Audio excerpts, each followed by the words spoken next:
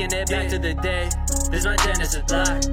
Yeah. Taking it back to the day. This my Genesis block. 3 letters surveillance. This my Genesis block. Yeah, this my Genesis block. 3 letters surveillance, treating them like us. Torah's a bundle, remixing my hunt. Wanted more freedom from world acting tough. Real gon' float, the fake gonna drown. Shout out Satoshi, never cashing out. If Bitcoin established was the payment route. Wonder if Blockstream figured it out, or if the banking system had them all bought out. I've been on Reddit for wanting big blocks. When did the hackers start giving TED Talks? Scaling solutions, choosing to walk. When fees go up, the banks feel the love. Mining solutions, gatekeeper of sorts. Fractional reserve like the feds going short. Thought crypto was freedom from central control. Atomic sauce for freedom from the last resort. Taking it back to the day. This my Genesis block. This my Genesis block. Taking it back to the day. This my Genesis block. Yeah. Taking it back to the day. This my Genesis block. This my Genesis block. This my Genesis block.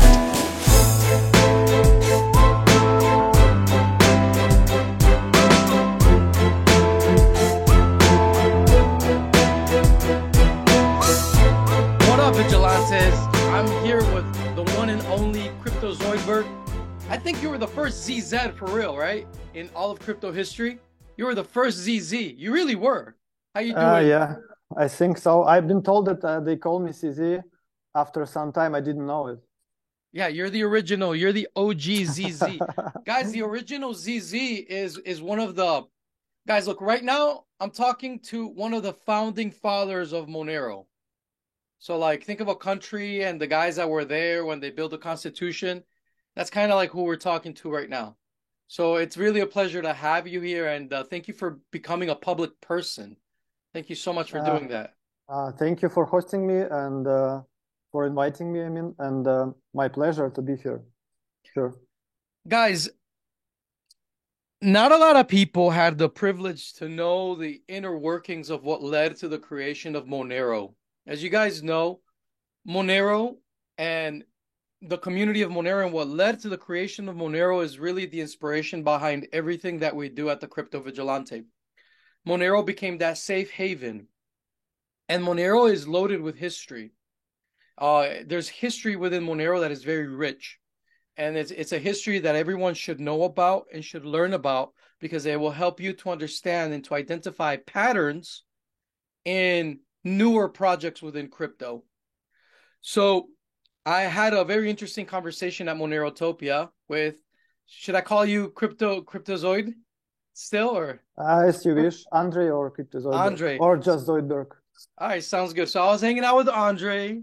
Yeah, sure. Yeah, and he was telling me, he's like, look, man, a lot of the things that people complain about regarding new privacy projects, a lot of these complaints, a lot of these arguments, a lot of these, which is good, you know, feedback. Sometimes it's harsh feedback. Sometimes it's just feedback that people, even within the Monero community, that they give to new projects in the crypto space, or specifically in the privacy space. Andre was like, you know what, Raph? The funny thing is that those are very much the same issues we went through in the early Monero days as well. Right? The fact that there was a kind of a civil war within Monero, the fact that there were differences of opinions, the fact that there was at times allegations of controversy and scandal. But I want to get into, like, first of all, who are you and how did you get involved with Monero? Let's start there. Well, actually, I didn't get involved in Monero. I was involved in the creation of CryptoNote. Exactly. Is a question about this? So, yeah. Exactly. Yes. I was working in let's call it internet privacy company. I was working at the company that was building internet security products, firewalls, anti-malware stuff, and I've been working in this industry for 8 years. And then at some point I got, I found a new job in New York. I moved to the United States, and nearly the same days I got troubles with Microsoft. They accused me in writing a botnet, so that's led to some loud case, and I lost my job. I came back to Russia. So I started to explore new things, try to find what I can do, what else I can do. Because the working in internet security was like a kind of ended for me because of this story. So I was trying a few things, and then at some point I got invited into some fintech company. They call themselves fintech company, and there I was introduced in the world of blockchain. There was a small team of very talented people, uh, very talented mathematicians. So they briefly explained me the idea. I was, honestly speaking, at the beginning, I was a little bit skeptical because I didn't know, I knew nothing about open source culture. I didn't know about cryptocurrency, about ideas that stand behind the cryptocurrency. For me, it was like, this is some decentralized technology that is challenging to build. Okay, it looks interesting. And then I started to work on this. And that was like a absolutely amazing time that I spent with this team. And yeah, that was just really exciting.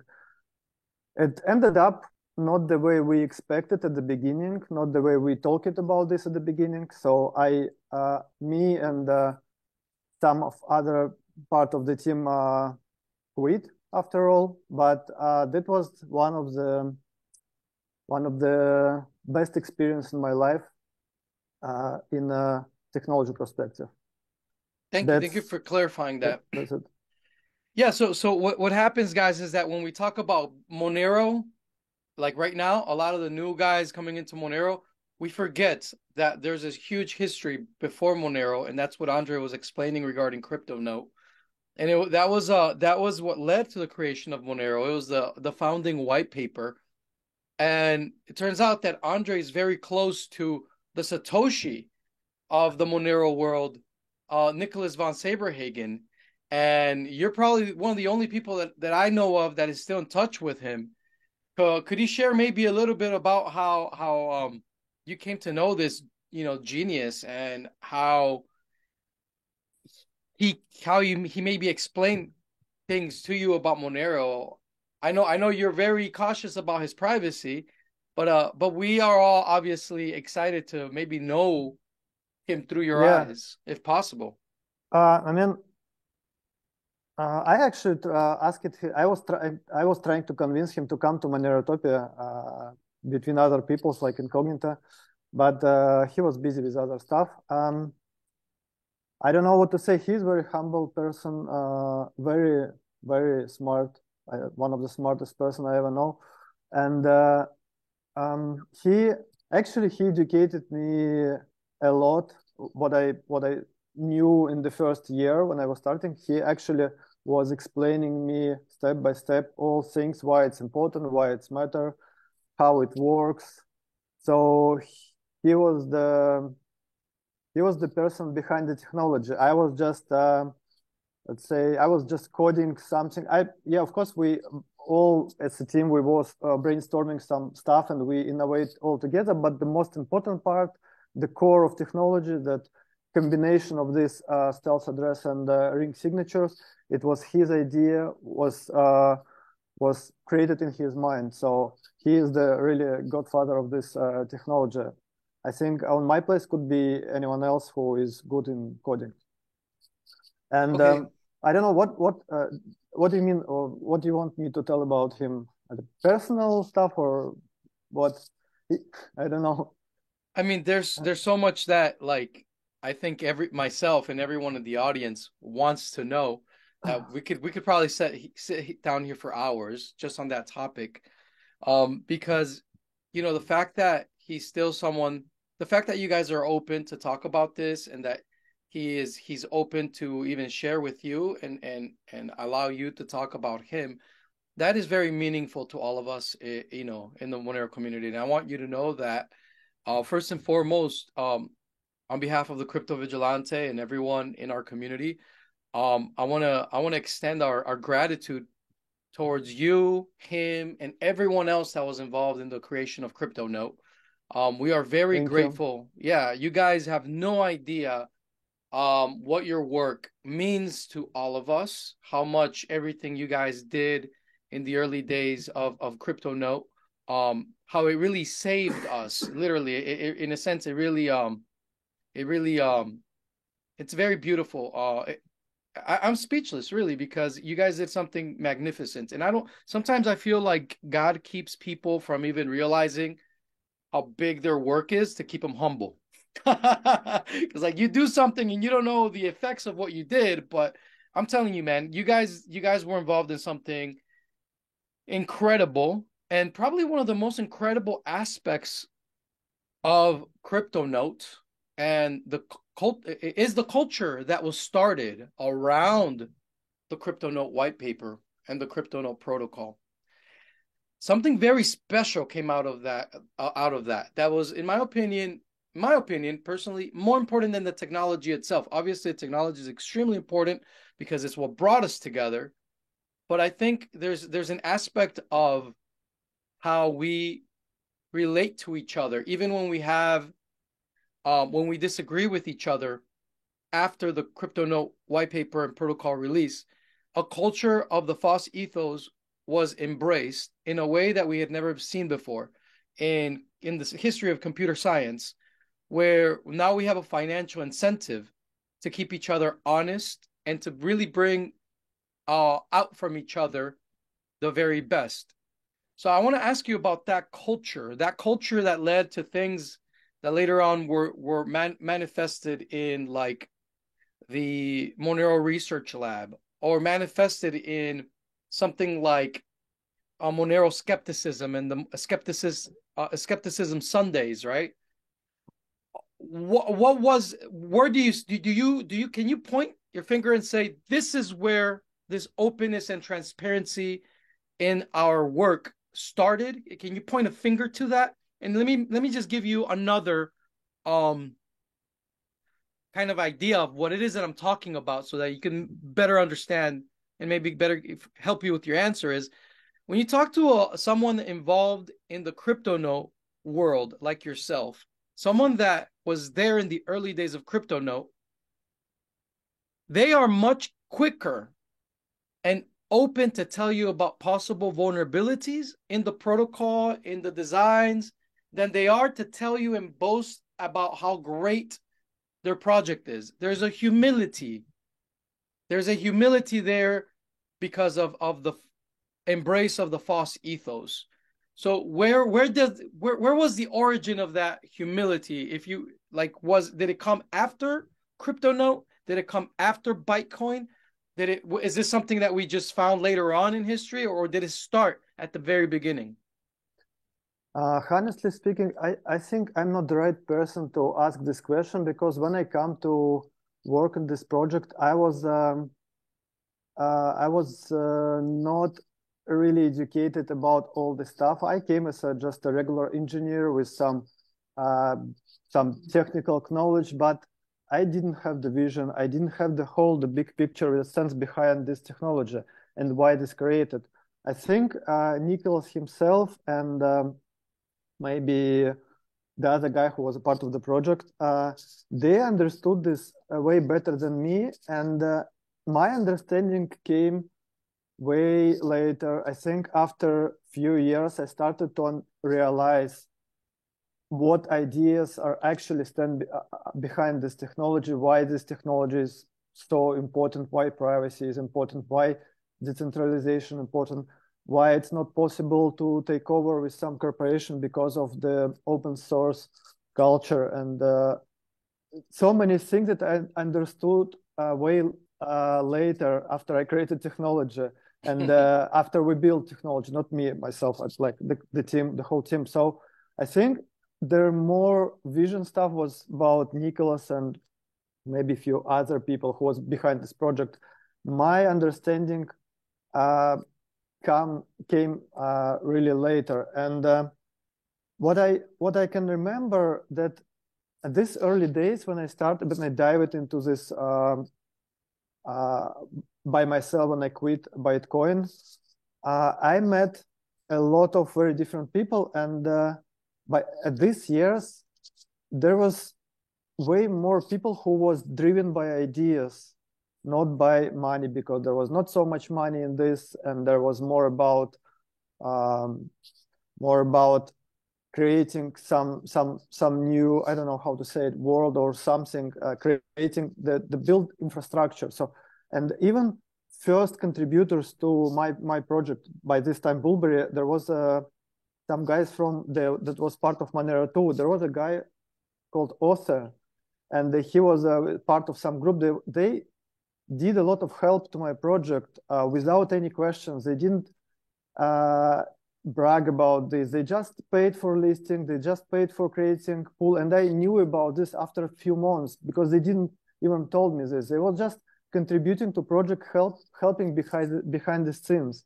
And I actually respect like people like that a lot. And as I can remember, there was also a lot of people behind Monero, people like Author or some other guys that was doing a lot of contribution because they was driven by ideas, not by finance interest or profit. That's my perspective, because this like the last few years, so many things changed, and a lot of things are perceived differently.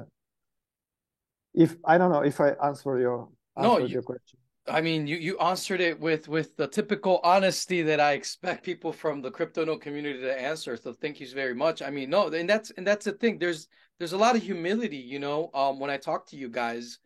I mean, every time I talk to you guys, I get this sense of like, wow, you know, they're very real, you know, and they really embrace the technology in a way that they're not necessarily trying to sell me anything. They're just really there to make better technology and always make it better. And so that's a very, I've always noticed that within the Monero community, the CryptoNote community, that there's always been this this reverence, you know, I don't know of another word for it, but there's this reverence for pursuing excellence. And everyone seems to be very, you know, very much on top of that. I mean, you yourself at Monerotopia, you had people like, I saw you getting into a couple like debates with people, and those debates were great because overall everyone is pursuing excellence in their own way. So let's talk about your history then, because you were working on CryptoNote and you went on to create Bullberry at the time, right? That was the name? Yeah, that was the name. I quit Bitcoin, and I decided to do what I can to build the project and see how's it going. Yeah. So the first implementation of CryptoNote was Bitcoin. Yep. And then there was a bunch of things, and then Monero came out of Bitcoin, and it seems like the majority of the community gathered around Monero as a project. The first fork of Bitcoin was Monero. Yeah. Yes, and so the whole community gathered around Monero. Very interesting that like the new entity that comes out of Bitcoin, the first fork, like you mentioned, it is where the community went, which is very, very interesting. Unlike like in Bitcoin history where you had like the fork Bitcoin Cash, that's not really where the focus went. But in Bitcoin, in Monero, you did see that, which I find very interesting. And so did you fork off Bitcoin with Bullberry, or did you fork off Monero? You have to understand that by the time it was happening, first of all, we didn't know how big is the thing that we was creating before Monero. I mean, before publishing it, no one knew. We were working, we did our best, but no one. We hoped that it's gonna be a big thing because there was a lot of efforts and talent put in this project, and we hoped, but we didn't know how big is this, how cool is this. Also, I personally and some other people, they realized the way Bytecoin launched, it leads to nowhere. I understood it, so I talked with the founder and said that I'm leaving the project. I don't want to be part of this. So I just we had agreement that I have to spend 1 month at the project after I announced that I quit. 1 month to finish and find someone to replace me. And during this month, Monero was raised. During these days, so I knew that I'm not part of this project anymore. I will be quitting in a month.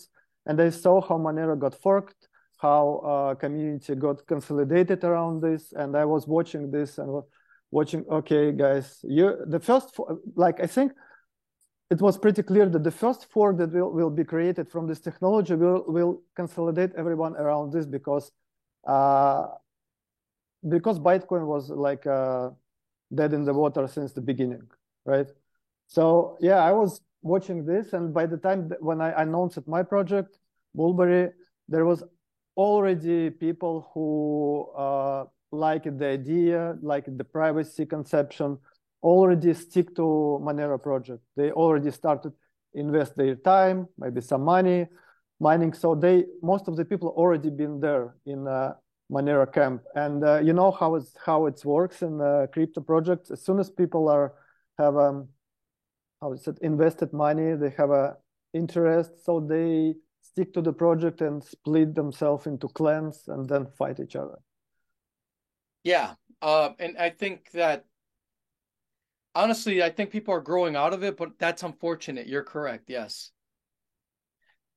Okay, so then Bullberry went on to be named Xano. Why did he change the name? Actually, it's different project. I didn't change the name. We just with the Bullberry, I made a few bad decisions about the way how to fund the project, how to run it, and like I think I made a lot of bad decisions there, and it just didn't work. So I started to looking for people who I can do the project together, and I just found some people that agreed to invest money in building new technology on top of Bullberry. So we've been working on this for some time. Then the guys decided to not continue with this. I found other guys. I found Pavel that we doing right now, and then we launched Xana, and it's another project. It's not Bullberry, but we did a coin swap at the beginning 1-to-1. So everyone who was part of the Bullberry, they jumped into Xana. Okay, and that's other project. Okay, but let's go back to Monero real quick. While this was happening, where was Nicholas von Saberhagen after Bytecoin? Obviously, the whole community was in Bytecoin. Once Monero came out, where did Nicholas von Saberhagen go? Was he still active at the time of that initial fork? The first of all, when I left Bytecoin, they asked me not to communicate with anyone, and they asked like the people who left there not to speak with me because there was quite a big fight between the management and me because they was really unhappy that I was leaving. But Nicholas, we stayed in touch with Nicholas, but I didn't ask much about his work because it was kind of very sensitive information because we split apart from the company, so I didn't want to touch the subject. He was helping me with consultations. I was asking him questions because he is like obviously more experienced in cryptography than I. I know that he was working on other projects in the same company, not related to Bytecoin, not related to even cryptography. I know that he was working on neural networks or stuff like that. Oh wow! Okay, so that's part of his interest. Yeah, he is a lot into this. Okay, so I don't know what to ask you about him. because I don't know how private he wants to be, and I don't want to. So I'm very careful here, guys. I want to know about He's him. very private. Yeah, I but I was trying don't. to convince him many times to get in the spotlight, but he, for many reasons, he is not interested in this. First of all, he is not interested to be like famous. The second, perception, because of this, a lot of negativity that was coming from Monero clan for a long time, a lot of very negative stuff.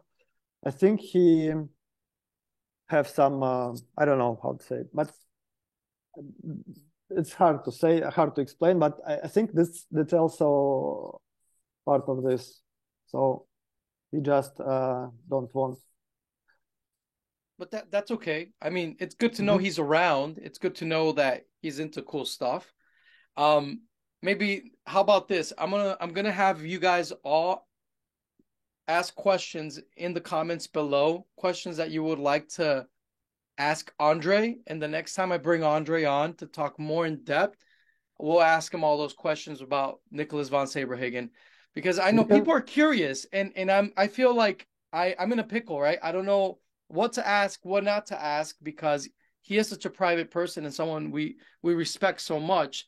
So I rather have you guys give me all those questions, and then we can ask through Andre next time I bring Andre on. I think that's a good idea. So yeah, yeah, he's online. I can ask him if he will be willing to answer. I mean, if he's, I don't know if he will be willing to answer right now. No, we don't have to do it right now. We'll do it next time. Okay. We'll do it next time. So I understand that there's a lot of developers, well, not a lot, but there's a good percentage of developers that in the privacy space contribute cross platforms into different projects. And I've also understood that there's even people that anonymously come into a project like Monero and they help contribute code and then they disappear. Is that something you've seen a lot? Like anonymous people come in with a completely new moniker, oh yeah, contribute and then disappear?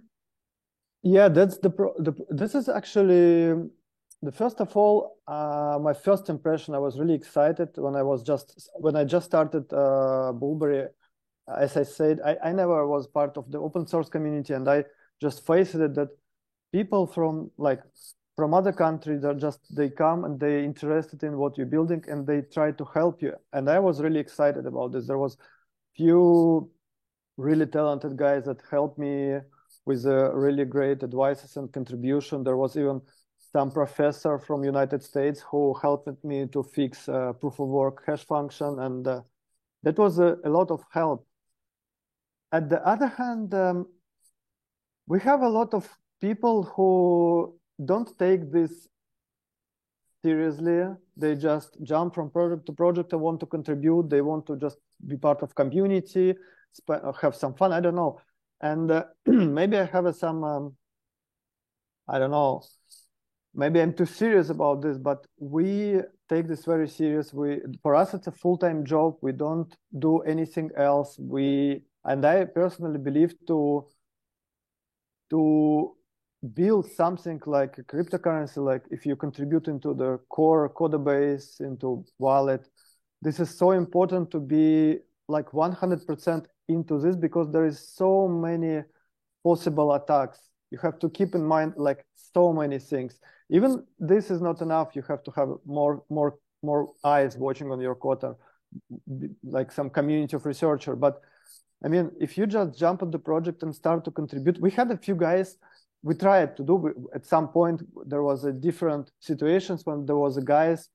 There was a few years ago when one guy, from our holders, like big holders, he like convinced us to hire the guy with the nickname Anonymal. He was a part of Monero before, but then they split or something. That we hired him, and then the guy created like a mess. We just couldn't work with him, and so at some point he quit. And also we had a few guys who try to jump into the project, but they don't realize how it works, don't realize that it's too dangerous to make like a commits into the master without double checking. So that's very complicated. So I believe that if you want to have more contributors, you have to get some, I don't know how to say it. It should be people that proven themselves as a good with a good background, and also there should be a lot of eyes who double watch whatever they do, review every commits. That's very critical part. Right on, right on.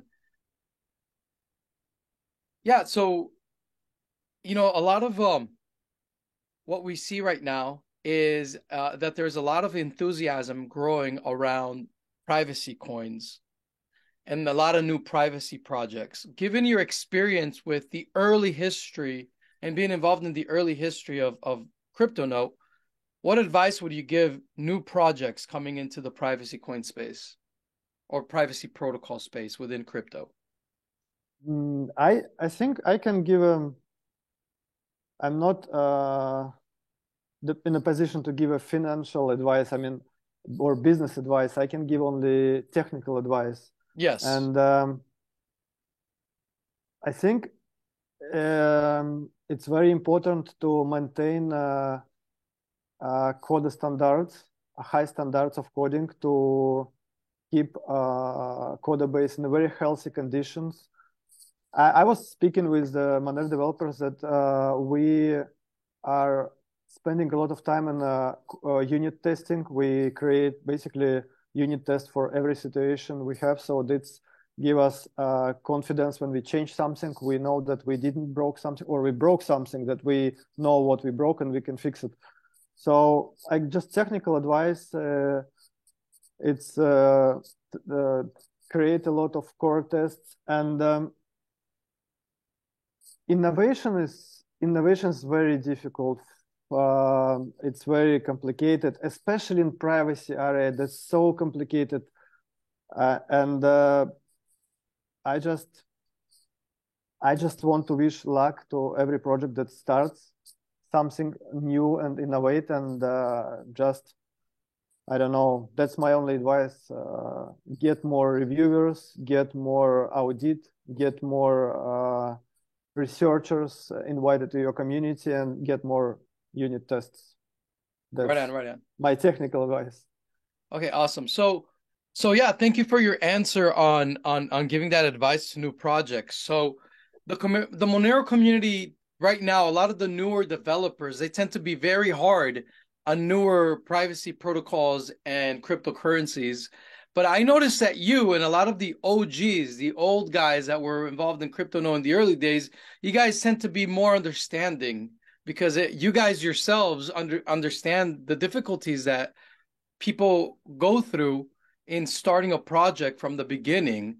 Whereas a lot of the newer Monero developers and contributors tend to come into Monero once everything you guys built is, they inherited all of this awesome stuff.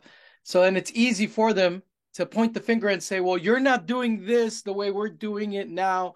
Well, dude,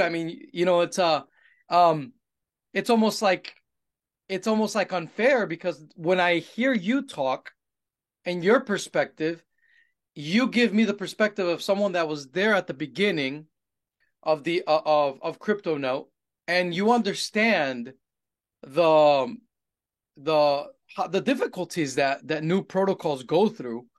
And maybe you can speak to that, because I know that you find yourself in a very interesting situation where you were not only involved in the early days of CryptoNote, but now you find yourself having conversations with people within the Monero community that are giving newer projects a hard time. I was thinking about advice that I could give after we go on the break. I was thinking that the first advice I would give to anyone that are willing to start a new privacy project, don't start it. That's my best advice, because it's gonna explode your brain. Simply because you never know if you did everything to cover all potential problems. You can like wake up in the middle of the night because you just had dream about that you made some critical bug and everything is just ruined it in the middle of the night, but it was just a nightmare. And stuff like that happens to you, and you like stressed all the time. You under like so much stress because I mean innovation is cool. I mean I'm engineer. I like it. I like to build something new when you create some new ideas, but at other point it creates so much pressure on you because even we had so many situations like when you even pretty sure that you did everything good, you check it everything, and then after some time you find out some big problem that no one ever seen and no one knew about this, and you okay, so great that I found it, and you fix it.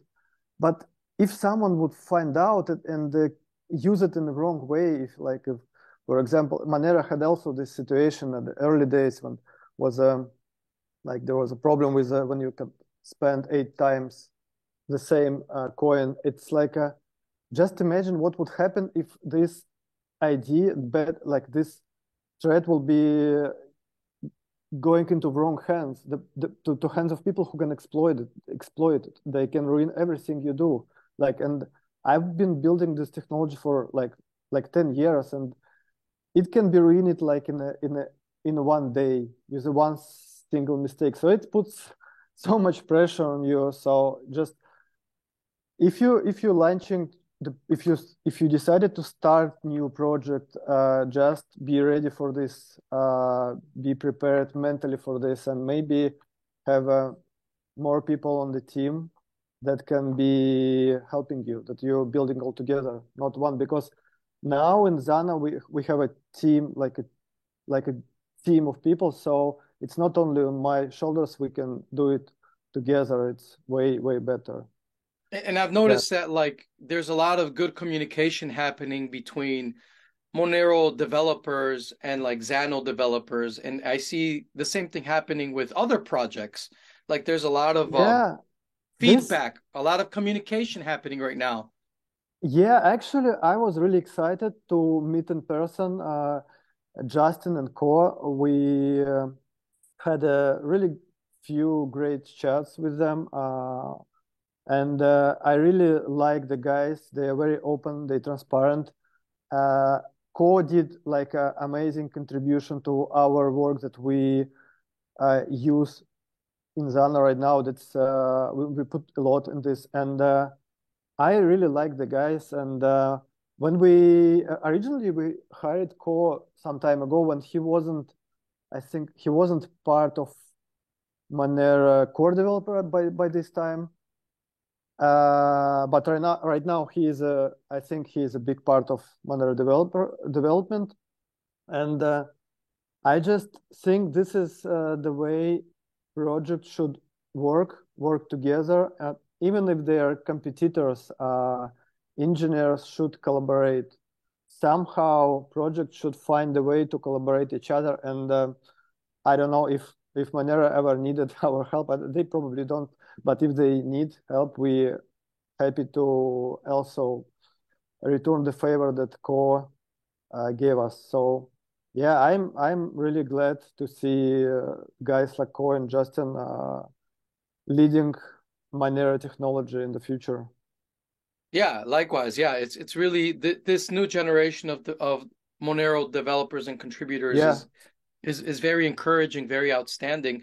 And so when you have conversations with Nicholas von Saberhagen, since you're out there being public now, having conversations, like what do you guys talk about in regards to this new generation of contributors to the Monero project? Yeah, I told him when I was on the Monerotopia, after we had this few chats, I told him that these new developers on Monero, they're really nice guys. They asked me some questions about Nicholas and some technical stuff, and he suggested me about the history of stealth address inventing.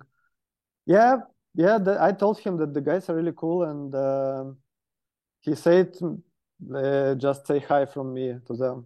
But we are not like that close, so we don't speak every day. I just chat to him about stuff that matters for us, like regarding the whole situation, and not only about development or cryptography, just live stuff. But we are not like every day speaking with him.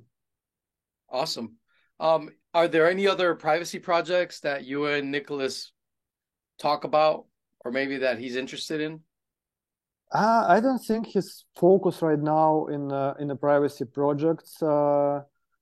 He's focused more in neural technologies. He more about that, and we don't speak much about that stuff. I don't think he's really into crypto technologies for many reasons. Because also there is a lot of, you know, that if you want to figure out what's happening in the industry right now, you have to follow a lot of social communications. You have to follow Twitters. It's not that clear what are pure technologies are made in what projects. Yeah, there is a lot of speculations, a lot of marketing bullshit. So even for us, it's hard to figure out what projects are making some real innovations and what projects are just shilling you some ideas that would never be implemented.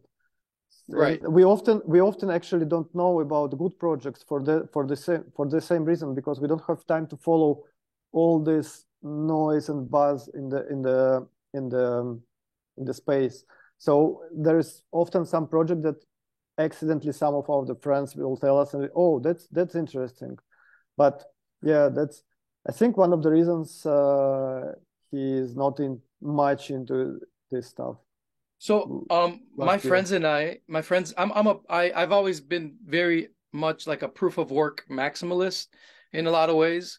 And my friends and I in the past year, we fidgeted around with the idea of taking proof of work to the place where we use it as a signaling mechanism amongst the noise on the internet, where we put proof of work behind content on the internet so that it focuses our attention and it saves our time. I would love to talk to you about that. Maybe that's something that even Nicholas might be interested in. Because you're right, there is a lot of noise. And as analysts, we, like me, I have to look at everything. And it's important for me to acknowledge that the real good projects tend to be very siloed because there's so much noise. And so it's really hard to find those honest signals. And so one of the innovations within the privacy world that has really captivated us was started by Zcash, which is the Z addresses, having ZK snarks by default. Then came along a group of developers, some from Zcash itself and others from Komodo, and they started implementing the zero address by default. And it started off as an experiment. These guys were just experimenting with something, and it just took off. And maybe you saw the project at Monerotopia. It's Pirate Chain.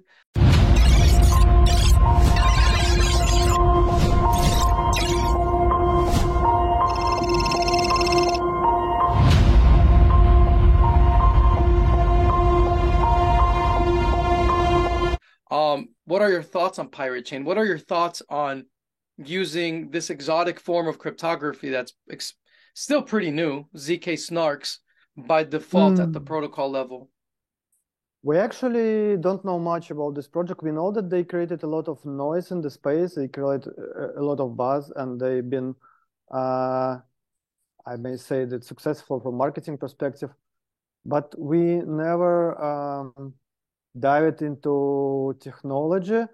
I think they used some combination of technologies that were present in the space, but I'm not in a position to give any feedback from technical perspective. Okay, fair enough. Unfortunately, yeah.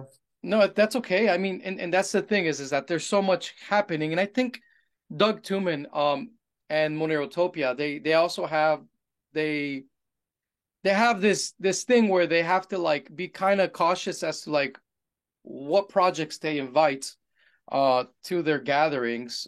And we do the same for the Crypto Vigilante and what we teach, but it's because there is so much noise. Another project that we have really grown fond of over the years has been Dero. Are you familiar with Dero? Dero? I can't quit. Ain't nobody blessing with me. I can't quit. I got the keys to the city. I can't quit. I get it poppin' like Diddy. I can't quit. All of my brothers legit. I can't quit.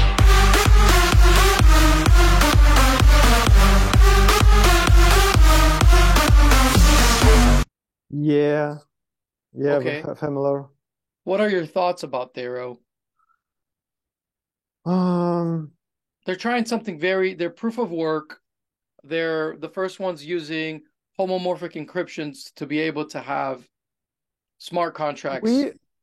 we maybe we missed something, but they declare a lot of absolutely amazing features, but we couldn't find the papers that describe the way they do it, the papers that define what they actually do. Yeah. And we don't have time to reverse engineer the source code because, I mean, it's really time consuming. That's definitely I agree with you. We're like the white paper that they have out is still quote unquote like marketing white paper. It's very conceptual. They're working right now they're working on a technical white paper, which I hope is out as soon as possible. And I know people from the Dero community are going to be listening to this conversation. But I actually spoke to one of the developers recently, and that is on their priority list, obviously. But it's you do need documentation. I completely agree with you. A lot of developers, and this is in many projects, they tend to have this attitude of like, we're just so busy building and, stress testing things that if you want to understand it, check the code. But documentation is very important. You're right. I agree with you. Yeah, and it's not, there is some, I mean, we also have problems with documentations because you have to document API, but when it comes to innovation in cryptography, you have to, I think that would be the best if you write down the math that lie behind this technology, because this lets you to invite other reviewers to review the theoretical part of the work. And we also spend a lot of time on writing these papers because it's very time consuming, it's hard, and you also get reviewers, they ask you to fix something. I mean, I understand this. Val, hold on a second. Val, Yes. do you have any input on or feedback on Dero project? Yeah. No, I said that we couldn't find the documentation on what they do. Yeah, but what they declare as a feature, that sounds really impressive. It is impressive in the fact that it's almost like when I talk to them, and then maybe you can identify with this, they seem a little bit like they had this project on a test net for 4 years before they launched the mainnet just a couple months ago. So it's almost like they were in testnet for 4 years. So if you really want to understand what they're doing, you have to kind of go into their actual conversations, like on Discord or wherever, and find the nuggets there. So it's like that's kind of like when I wanted to ask you about Dero, I knew this conversation was going to come up because they're working on that document on that technical white paper. Yeah, documentation is important, man. It really is. There's just no way around it. I know it's hard. I know a lot of developers don't like to do it, but it's important, man. It really is. Yeah.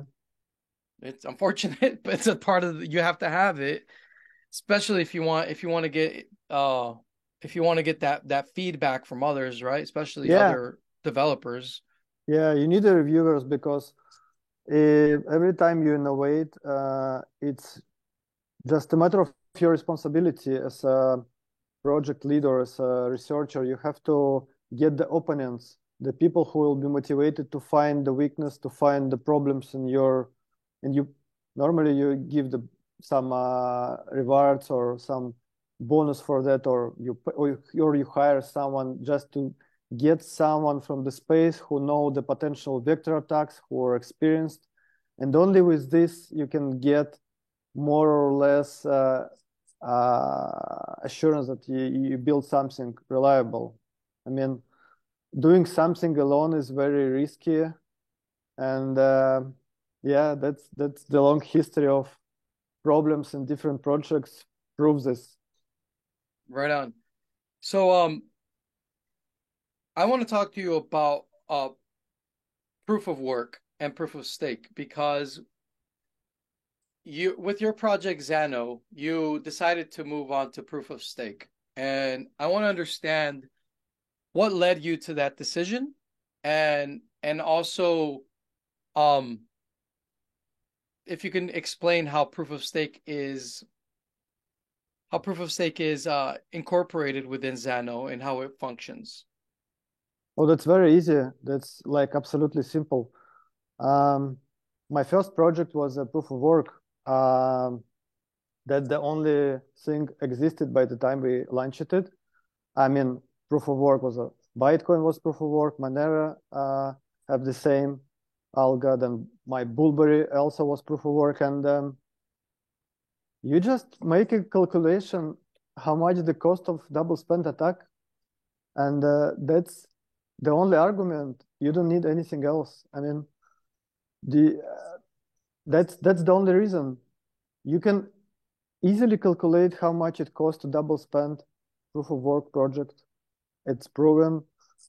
So when you realize this, you just try to find a solution, how to save your project. And especially if it's a smaller project, they're more vulnerable for this. So you just, and that's the only reason. I mean, people try to, when there is some beliefs about proof of work and proof of stake, but it doesn't matter. It's a technology. It's led by, not beliefs, it's led by numbers. It's led by math. It's just, you have the work, the job of consensus is to secure the transaction history. And that there is a different approach to this. And proof of work was the original idea that was working, but the newest projects, they face these problems because they are not dominating like Bitcoin that consume most of the hash power that exists, and that's why it's not vulnerable. But if you, for example, if you tomorrow decide to launch the project, and you will be looking into the numbers, how much you have to emit money in the block reward to maintain the history of your transactions, how much you have to create the pressure on the price. If you do this calculation, so you have to provide the buy support for this. You literally paying with the money to someone who secure your history with very hardware and electricity.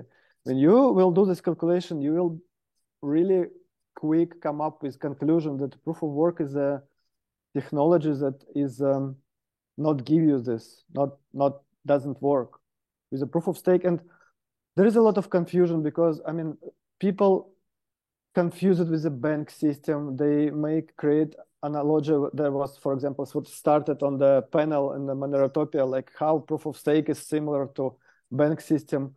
It's not similar because you pay in a proof of work, you pay block reward to some people that have a hardware, and a proof of stake, you give this same or smaller reward to the people who have coins and contribute with these coins to secure the history of transactions. That's very simple.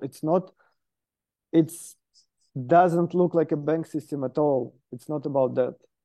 So I would, if you have some proof of work advocate, and we can make debates online and make it technical, so we can provide technical arguments and see how is it working. I will be happy to be part of this because I personally not married to proof of stake or proof of work, whatever. If you come up tomorrow with new idea how to secure the history of transaction in some new technology, I'll be the first one who will jump on this. I mean, it doesn't matter which you have to. Your job as a developer is to secure the history of transactions. That's it, and keep it decentralized. So the reason why we have proof of stake is this one, because it gives us more resistance to potential double spend attack. That's the only reason we use it. Okay, right on. Yeah, and a lot of people in crypto tend to think that like there's only one way of doing things, and every tool it has its own these are all just different tools and have their own different purposes, and they have their own means of achieving those ends. So I want to talk to you in another because I want to get into this technology even more next time we talk. But I think for now, I'm just curious to see what people are going to ask you regarding the old days of Monero, so that they better understand what is happening right now in the privacy space, because it seems that a lot of people don't realize that the difficulties that you face, and you're someone that has been there as a crypto entrepreneur twice already, because you've been there in the early days of CryptoNote. Right now, you're working with Xano, and so you're having to deal with this tribalism that like doesn't realize that innovation sometimes needs creativity and new ways of doing things. And I've seen people criticize you for what you're doing with Xano, and it's from an outsider perspective, to me, it's a little bothersome, because I'm like, wait a minute, just because something worked for Monero, that's for Monero. But we're dealing in a new time, a new era, a new space, and what the difficulties that you're dealing with now, that your project or another project like Pirate Chain or Daro, the difficulties that they're dealing with now are not the same difficulties that Monero dealt with during their time. Yeah, that's actually this is so big. The problem is so big that I think it's because because of nature of crypto projects, that the projects have to create money. They print money out of there. Also, another funny thing, because everyone who is in crypto, they compare a bank system and a government as a bad example because they print money. But look at the crypto projects. Every crypto project print money out of the air, and it's like ridiculous. And because of this, every project have to sell their coins to maintain to maintain security of the transaction history. They have to create a buy support. They need to create a financial incentive, and then people who invested, they have a financial interest in this project, and at this point they become unreasonable. They stick to the project, they fall into the tribal wars, and then they start to protect whatever this project have. Doesn't matter. They just have this stubborn vision. Whatever we have, it's better because I have skin in the water. I have how you call it, skin in the game. Yeah.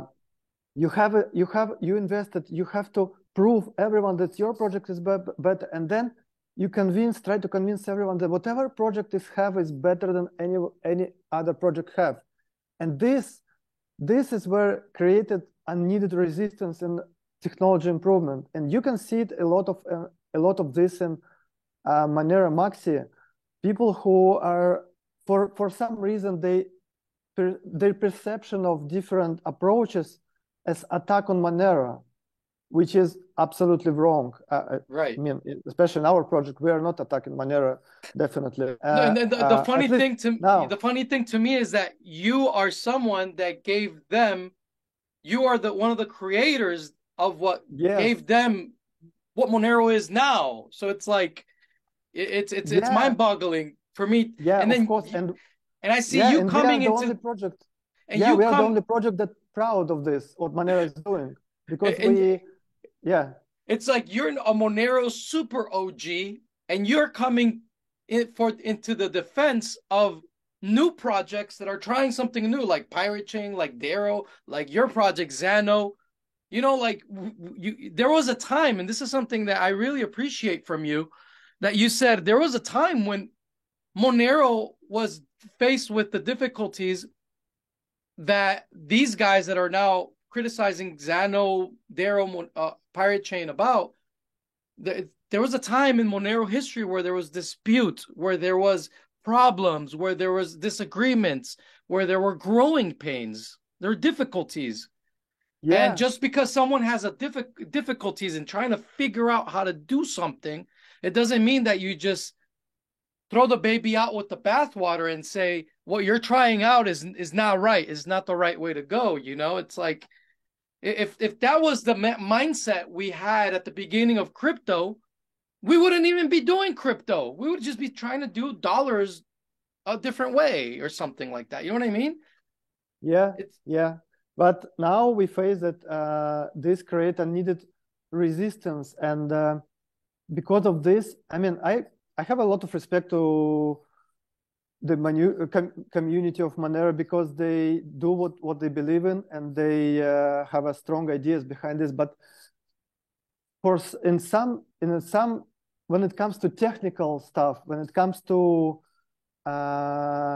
technology, you have to follow the math, you have to follow the science, not your beliefs. That's what I think. And I really wish that Monero has more open-minded people who open for discussion and put the discussion in a very reasonable way, so it leads Monero to innovation, to actual innovation, and move it forward. And I had a few conversations with Monero people. I mean, I like Douglas because he's open-minded. He's bringing these subjects to conversations. He created the platform for this conversation, and his contribution is amazing. I believe this is really healthy thing that he's doing for Monero. This is amazing, and this will lead to real improvements, and that's just great. Like I've seen, for example, I saw something very interesting happen, that I don't know if you realize that you made something happen that I don't think you realize. I'm gonna tell you what you did. By your presence and the presence of your team, you guys changed the way people thought in Monero, at the Monero, not with everybody, but I saw a lot of Monero developers and contributors during Monerotopia move from, at the beginning, they were very critical of the new projects. And then at the end, they were, I'll give you an example. They were like, I saw Monero developers giving feedback to Pirate Chain, like constructive feedback, like honest, constructive feedback. And I thought that was beautiful, you know? And I don't know if you realize this, but it was really you and your team. It was your influence. You influenced that dynamic change, because, like I said, you're someone that was there at the beginning of CryptoNote, and here you are telling the Monero community, you know, right now in the present day, this new generation of developers and contributors, like, hey guys, there was a time where the Monero community was also a baby trying new things out. Yeah, that's great. But I think the whole magic of Monerotopia was created by Douglas. I 100%. I never knew that they have this, or it was first time, and I never had the idea that Monero or Monerians hosting events like that. And I think that's really important. We had a lot of very positive emotions after that. I was a little bit stressed because I'm not used to public speaking, but we have a few, like some people was approaching us and saying very nice words, and yeah, that was really great. Yeah, you guys did a great job, man. And I thank you for coming out to Monerotopia, for being open, for sharing, you know, for being that liaison. You really became the liaison between Nicholas von Saberhagen and all of us. So please tell Nicholas von Saberhagen to that if he ever wants to give an interview, that I'm more than welcome to interview him. If he ever wants to go public, he's more than welcome to come here.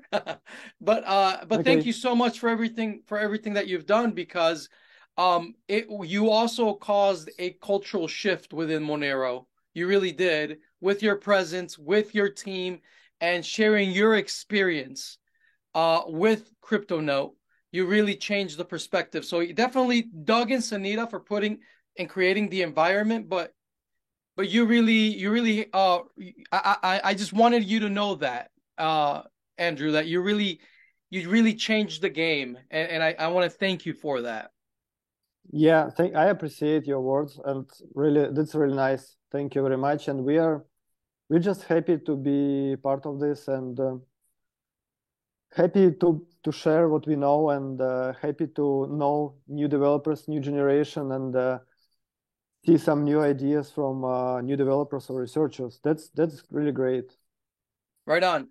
So as it is evident, I have to bring this to a close. I can stay here and talk to you forever, but where can people learn more about your current work right now? Where can they go study what Andre Uh, Crypto Zoidberg is doing? it's actually what we're doing now is not that about me. We have Val is a key person in our current research. He is doing real magic in Zana, and we just started a testnet just a few days ago with a new Arcanum thing the thing that we presented um, on the conference. By the way, we also will be in the MoneraCon also presenting this stuff. So everybody who is interested, come to Prague. It's going to be, I think, another great conference hosted by Monerians. We have a paper about Arcanum on our website, and we actually, Val is writing right now another paper that describes how we do confidential transactions, confidential assets. That's full of math. I mean, it's going to be very technical papers, but if you want to dig that dive, here's the papers you can learn about. We just launched a test network. So if you want to see from the user experience, you need to wait a few days, probably a week, until we get it's more or less look like a product. Still, we have a lot of bugs right now, so it's gonna take a week or 2 weeks. Right on. So I'm gonna gather a bunch of questions for you to ask about Nicholas von Saberhagen. I will present them to you. Okay. And then I will have you back, and we can go into a deep dive into everything. And maybe, just maybe, I will bring on board somebody to debate you on proof of work, proof of stake. Oh yeah, that would be maybe, great. just maybe, because I think that's an important conversation to be had. As you know, I'm a proof of stake. I'm a proof of work guy, but yeah, I have an open mind. I want to be challenged. I want to see things from a different perspective constantly. I do not want to stay with what I already know, because I know that by having differential knowledge, I will be profitable. If I only have the same knowledge that everyone has, I'm not going to be able to profit. So thank you for your time today, Andre. Thank you for being with us. Yeah, thank you. Thank you very much for inviting me, and would be happy to come back and speak about other stuff. Let's do it again. And if Nicholas von Saberhagen wants to jump on with you, he's more than welcome. Okay. I'll ask him. All right, Andre. Say hi to your team for us. Peace, love, anarchy. Thank you. Yeah, bye-bye.